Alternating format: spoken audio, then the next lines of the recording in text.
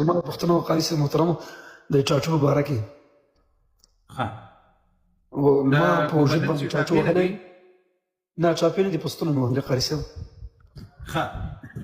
یو خو داسې چاپی چې پلاستیک باندې لګېږي پلاستیک یعنې سره باندې کېږي لیزر باندې سې وهي نه نه پوستونه ده په هماغه لیزر ماشین باندې وهل کېږي خو پوستونه باندې وهي وجود مې وهلي دي تا وهلي دي په دې ما وهلي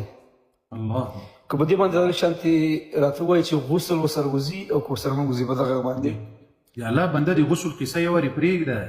پیغمبر علیه الصلاة والسلام درته وایي وایي د الله لعنت ته په هغه چا باندې چې هغه وشم په ځان باندې وایي دې ته په عربي کې وشم وایي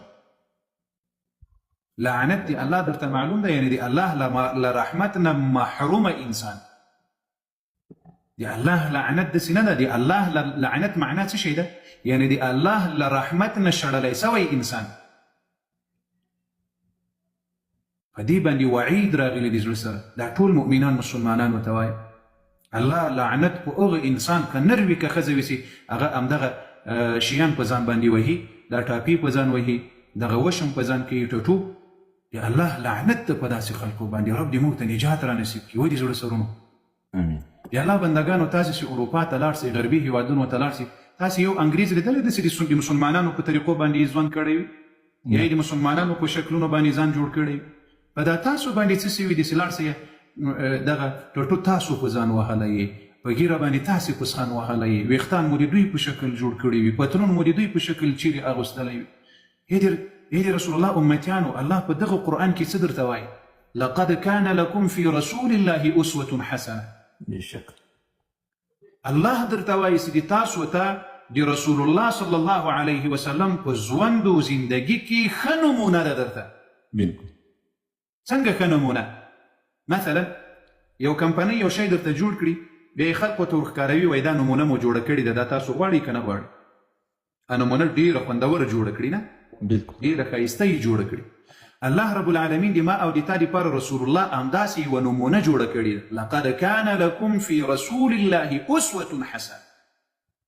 په ناسته ولاړه کې په لباس کې په شکل جوړونه کې په هر څه کې رب العالمین راته وایي په خپل پیغمبر یعنی څه مطلب یعنی الله وایي چې د تاسو دپاره په هر پیشن کې د رسول الله پیشن غوره کړی بالکل الله اکبر یعنی د رسول الله چې کوم پیشن ده موږ تاسو خو نن زمانه کې وایي چې دا د غرب پیشن ده او الله راته وایي چې د ما د پیغمبر پیشن په ځان کې پیدا کړی ولا دا جوړ سوی ده دا پیشن اوس به دا پیشن دا نه وي نه نوي پیشنونه د زړه سرونو بیا داسې دغه کې وعید راغلی وي دغه ټټو په ځان وهل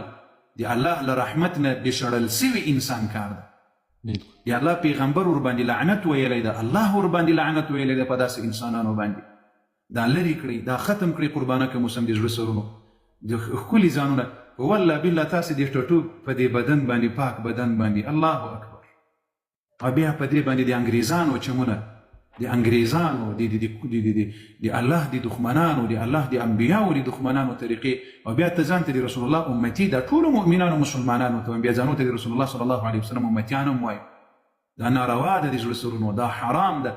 دې سره که مړه سولاسته دا به بیا ملایکې په ورځ د قیامت په جهنم کې د جهنم په انبور به داسې درنه راباسي بالکل نو دا لرې کړئ ښه دا په لیزر باندې اوس بیرته لرې کړئ ښه دا اعمال په ځان کې مه پیدا کوي قربانه که موسم دا د اسلام خلاف د پیغمبر خلاف د شریعت خلاف کار ده ښه نو هغه که د پستو کې دننه وي نو پستو کې په سر چې ته خپل اودس کوي غسل کوي هغه د صحیح دی لیکن له دې نه ځان خلاص کړی خدای مه کړه که په داسې وخت کې سړي ته مرګ راسي خو د الله جل وعلا لعنت چې یو انسان وي هغه به بیا کوم خیر وګوري په ژوند عمر کې ډېره تشویش سره ما انشاءالله درې کوم یو خالي په دغه مسله کې راګیرو چې انشاءالله دغه دی چې غسل ورسره وځي او که نه ورسره وځي دا خاطر باندې وځي پوهېږم ډېر مراد نه پوښتنه کړې چې عظیمه ګناه ده غټه ګناه ده پوهېږو بس الله دې ته ګناهونه معاف کړي انشاءالله درې کوم یو خالي که څومره مصرف و خرچه ورباندې راتلله که دې په وس کې نه و انشاءالله ما ته ووایه که خدای کوي نه انشاءالله مصرف